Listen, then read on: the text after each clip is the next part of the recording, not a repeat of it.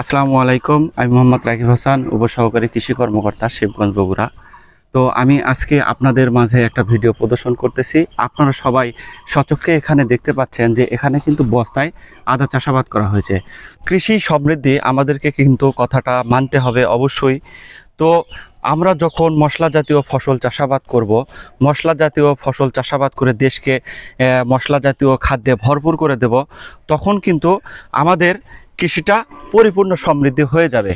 তো বন্ধুরা, আজকে আমি একটা কথা বলবো যে আমরা যে কোনো খাবার খাই না কেন, তো মশলার গুণাগুণটা অপরিহার্য। মশলা ছাড়া কিন্তু কখনো আমাদের কোনো তরকারি হয় না। আর মশলা জাতীয় ফসল ছাড়া, মশলা ছাড়া কিন্তু আমাদের তরকারি অসম্পূর্ণ রয়ে যায়। তো বন্ধুরা, আমরা মশলার চাষাবাদ, আদার চাষাবাদ এবং বিভিন্ন প্রকার যেমন জিরা আছে, হলুদ আছে, এগুলোর চাষাবাদ কিভাবে আমরা সম্প্রসারণ করব, সে উদ্দেশ্য, সে লক্ষ্য নিয়ে কিন্তু আমরা কাজ করে যাচ্ছি। তেমনই দৃষ্টান্ত একটা প্রমাণক যে আমরা এখানে উদ্বুদ্ধকরণের মাধ্যমে, শুধু এখানে নয়, আমাদের এই বগুড়া শিবগঞ্জে কিন্তু বেশ কয়েকটা জায়গায় কিন্তু এরকম বস্তায় আদা চাষাবাদ হয়েছে এবং অনাবাদি পতিত পড়ে থাকা জায়গায় কিন্তু পুষ্টি সমৃদ্ধ খাবার তৈরি হচ্ছে, সবজি তৈরি হচ্ছে, পাশাপাশি কিন্তু মশলা চাষাবাদ হচ্ছে। তো আপনারা একটু লক্ষ্য করে দেখুন যে এই পাশে কিন্তু হলুদও চাষাবাদ হয়েছে। ওপর দিকে লক্ষ্য করে দেখুন, এটা কিন্তু হালকা ছায়াযুক্ত একটা অবস্থান। এখানে কিন্তু কোনো প্রকারের ফসল চাষাবাদ হচ্ছিল না, এক কথা বলা যায়। তো এখন কিন্তু আপনারা এখানে দেখতেই পাচ্ছেন যে এই পাশে আদা চাষাবাদ হয়েছে।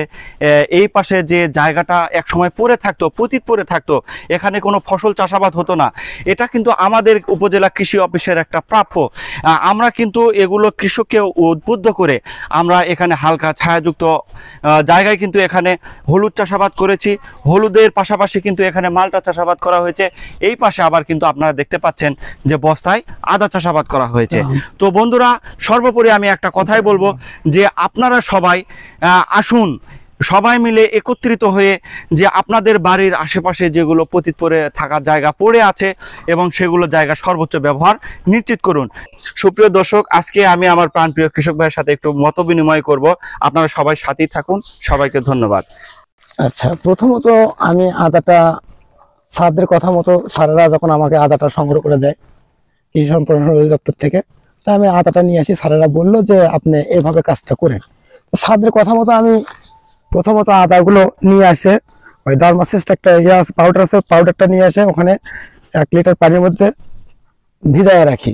ভিজায় রাখার পর ওইটা আদাগুলো দিই, ওখানে আদাগুলো দিয়ে পরিষ্কার করে ধুয়ে রাখার পরে একটু হালকা রোদে দিই। রোদে দেওয়ার পরে ধরেন 10-15 থেকে 20 মিনিট রোদে দেওয়ার পরে ওই আদাগুলো আমি উঠায় আমাদের বাড়িতে ক্যারেট নেওয়া আছে, এই ক্যারেটের ভিতরে একটু তল পেড়ে দিয়ে তারপর আদাগুলো মাটি দিই, হালকা হালকা মাটি দিয়ে আদাগুলো রেখে দিয়ে, আদাগুলো কিছু রেখে দেওয়ার পরে আবার 1 পাউন্ড করে মাটি দিই, অল্প করে মাটি দেওয়ার পরে সেই বীজগুলো যখন ফেটে ওঠে, দেওয়ার পরে একটু পানি দিয়ে বস্তাতে ঢেকে দিই। ঢাকে দেওয়ার পরে বস্তা ভিজে ঢাকা দেওয়ার পরে 2 থেকে 3 দিনের মধ্যে আদার যতগুলো কোন ছিল সব ফেটে গেছে। যার জন্য স্যারদের বলছিল যে 60-70 গ্রাম করে লাগতো। সেখানে আমার যখন ওই কোনগুলো ফেটে যায় তখন সেখানে আমার 20 থেকে 30-40 গ্রাম আদা লাগে এবং আমার সংখ্যায় বেশি বেড়ে যায়। স্যাররা বলছিল আমাকে 4 থেকে 5 কেজি আদা লাগবে 120-30 বস্তায়, সেখানে আমার 3 কেজি দিয়ে হয়ে গেছে। যেহেতু স্যাররা বললো যে এভাবে কাজ করে দেখেন, করার পরে আমি দেখলাম যে অল্প আদা দিয়ে আমার এতগুলো বস্তা হয়ে গেল। তো পরবর্তীতে স্যারেরা আমাদেরকে উইনজল এবং 7 দিন পর পর স্প্রে করেছি যদি আদার কোনো সমস্যা হয়। উইনজল আর স্যারেরা যে পরামর্শ দিয়েছে উইনজল আর কাসুমিন, এটা দিয়ে 7 দিন পর পর স্প্রে করি। আর একটু হালকা পোকার ওষুধ টিডো গ্রুপের, ভ্যাকসিন গ্রুপের আর কি, এই ওষুধগুলো দিই। দেওয়ার পরে আদার গাছ মোটামুটি সুস্থ এবং ভালোই আছে এবং আদার যে কুশিগুলো ছাড়ছে এগুলো সম্পূর্ণই এই ওষুধগুলো দেওয়ার কারণে আদার গাছের কালার এবং সবই ভালো আছে।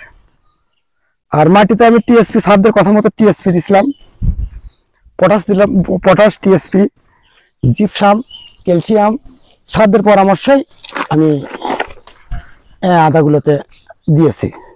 যে পরিমাণ মাটি সেই পরিমাণ স্যাররা দিতে বলছে, সেই পরিমাণ মোতাবেক আমি এই বস্তার মাটিগুলো আর কি মিক্স করছি এবং স্যারদের কথা মতো জৈব সার, গোবর সার শুকায় নিয়ে মাটিতে দিয়ে 10-15 দিন রাখার পরে 1 মাসের মতন মোটে রাখার পরে কুচা কুচে নিয়ে বস্তা প্যাকেট করে আদার বীজগুলো লাগানো হয়েছে বস্তা করার 3 থেকে 4 দিন পর। তো আসুন আমরা বাংলাদেশের লোক সবাই একত্রে এক হয়ে স্যারদের কাছে পরামর্শ নিয়ে সবাই যদি এরকম আদা চাষ করি বা বাড়ির অনাদি আমবাদি জমিগুলো যদি আমরা চাষ করি তাহলে আমাদের দেশের উন্নয়ন ঘটবে। এবং বাংলাদেশ সরকার চাইতেছে যে অনাবাদি পতিত করা জমিগুলো যাতে কোনো প্রকার করে না থাকে। সবাই একজোটে কাজ করেন, স্যারদের পরামর্শ নেন, স্যারদের সাথে যোগাযোগ করেন, যান কৃষি অফিসে যান, আপনাদের সৎ পরামর্শ সবাই দেবে। প্রত্যেকটা বস্তায় কি রকম খরচ হয়েছে সে বিষয়ে একটু বলেন। প্রত্যেকটা বস্তায় আনুমানিক আমার খরচা হচ্ছে মোটে 120 বস্তায় খরচা হয়েছে আমার হচ্ছে ধরেন 900 টাকার আদা, আর বস্তা ভরাতে ধরেন একটা কামলা মোটে 120 বস্তায় মোটে 1200 টাকার মতন খরচা হয়েছে। তো আপনি আনুমানিক একটা গাছ থেকে কতগুলো আদা পেতে পারেন একটা বস্তা থেকে? 2 থেকে ছাদের কথা অনুপাতে যেহেতু নিম্ন হলেও 2 কেজি, ঊর্ধ্বে বেশি হবে যেহেতু বস্তা আমার মানে কুশি বেশি ছাড়তেছে বাদ ঝাড়ার মতন, এবং যত কুশি হবে তত আদা বেশি ধরবে। প্রত্যেকটা গাছের গাড়া যদি 100 গ্রাম করে ধরে তাহলে তো অনেক হচ্ছে হিসাব করে দেখা যায়।